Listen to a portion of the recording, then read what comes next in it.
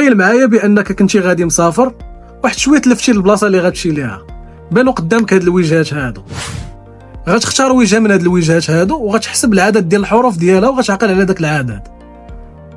صافي حسبتي عدد الحروف ديالها ومن موراها مشيتي للمطار.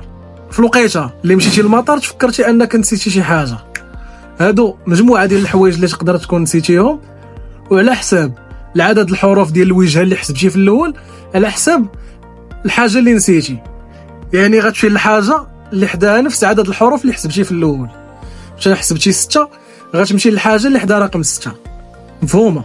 من بعد ما مشيتي لهاد الحاجه اللي نسيتي في الدار غتعاود تحسب شحال فيها من حرف، حسبتها هي شحال فيها من حرف وعقل على داك العدد في دماغك.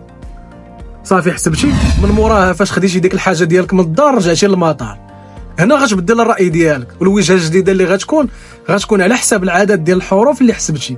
يعني عدد الحروف ديال ديك الحاجه اللي نسيتي في الدار غتمشي للوجهه اللي حدا داك نفس الرقم.